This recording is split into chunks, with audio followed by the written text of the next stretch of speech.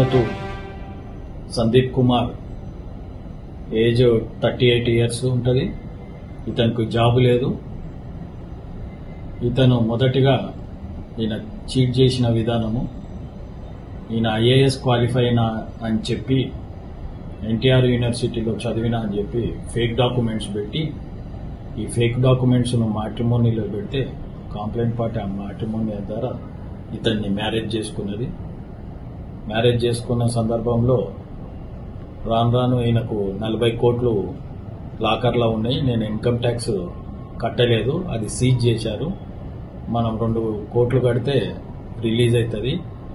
భార్యను అడిగాడు ఎక్కడి నుంచైనా తెచ్చేయమని. తన పెళ్లి చేసుకున్న భార్య అక్కడిక్కడ అందరితో కలిసి అప్పు చేసి ఇతనికి 2 కోట్లు ఇచ్చింది.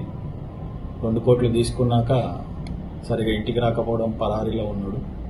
అనుమానం వచ్చి అన్ని వెరిఫై చేస్తే ఆయన ఫేక్ ఐఏఎస్ సర్టిఫికేట్ పెట్టిండని తెలిసింది.